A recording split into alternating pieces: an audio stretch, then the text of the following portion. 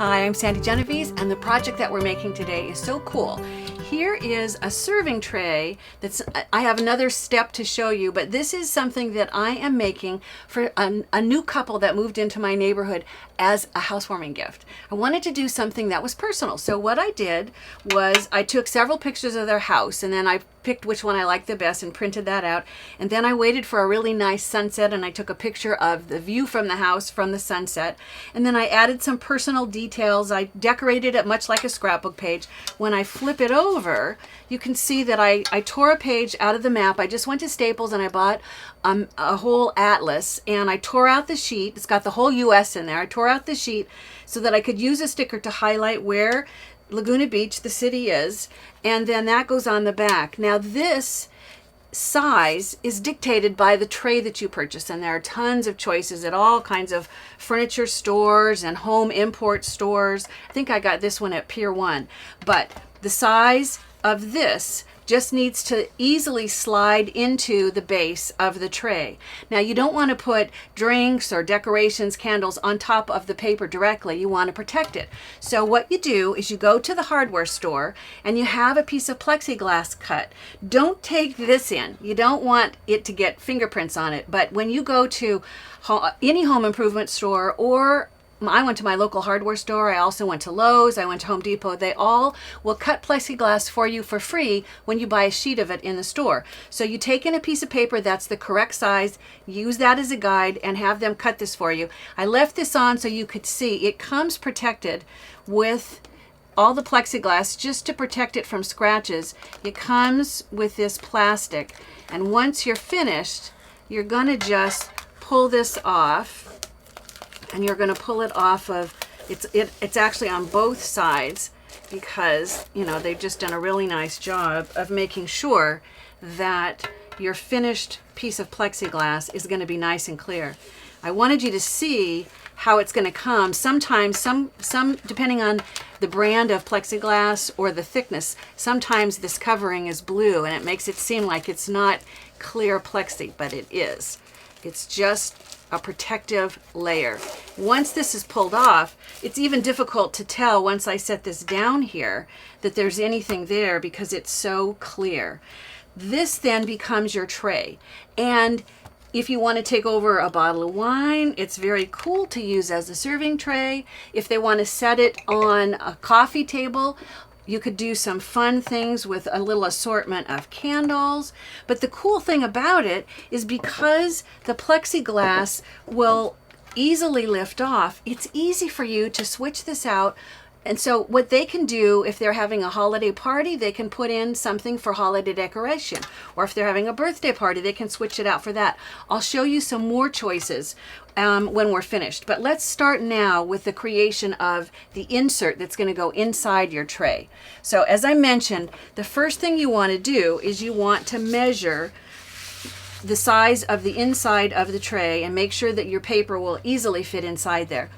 Normally, I would put the address in later. However, I'm using this one. I accidentally, the first time I did this, put the wrong address. I didn't read the numbers on the house correctly. So you can see what's going on here, but normally you would want to start with the band at the top. That's what I did. So if you start with the band at the top, if you have patterned paper that you like, that's great.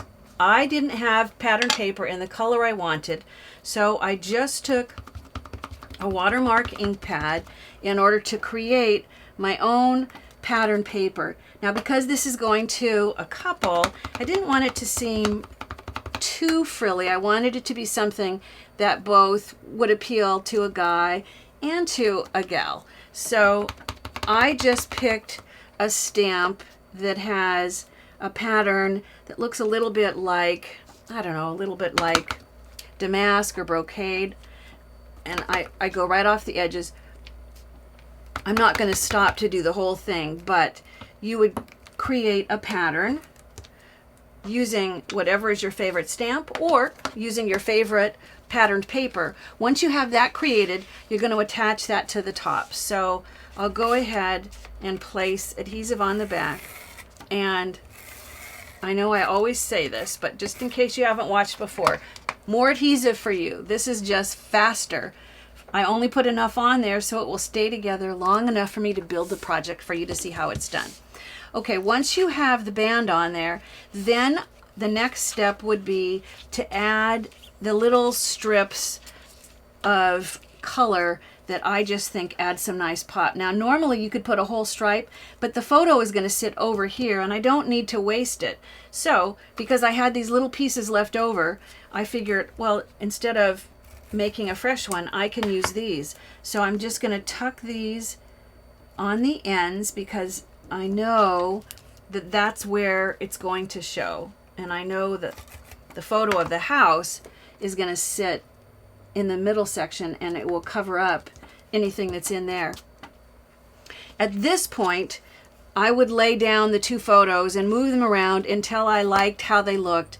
And the space that's left would be defined by these two photos, and that would be the area where you'd place the address.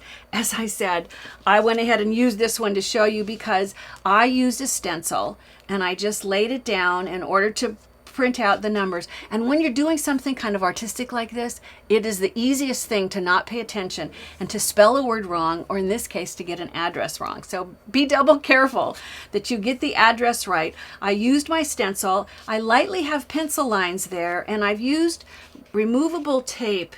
If I take my tweezers, you'll see this tape is going to pull right off. This is something else that you get I got mine at Staples. But this then becomes, since this was a straight line that runs the length of the address, I'm using that as a guide to see where to place this photo. So I'm going to line this up with what would have been the pencil line and place that down. And then I can go ahead, actually I think, well, that's close enough. I can go ahead and just pull this off. Because it's removable adhesive, if you have somewhere to store it, you can actually use it again some other time. Remember, more adhesive for you. Then I'll take the photo of the house and I just line it up with this edge and I leave just a little slim area in the middle. And you can see how quickly and easily that goes together. What new neighbor is not going to enjoy this? I hope that they enjoy it. I've been waiting to give it to them so that I could show you first how to build it. Now, I referenced how easy it is to change it out to something else. I wanted to show you, here's one that I made for a different set of friends. And you can see it's a whole different tray. And once again, the plexiglass is a size that just fits inside. And it's a whole different insert. This one is for a birthday. So if you want to come up with some really fun, unique thing that you could give somebody as a birthday present, this then, as I referenced, it can come out and be changed as often as you want so that it can be completely personalized for any event. You can surprise a neighbor with a serving tray that features a few photos of their new home. And if you have no new neighbors, make one as a birthday or a holiday gift for a friend.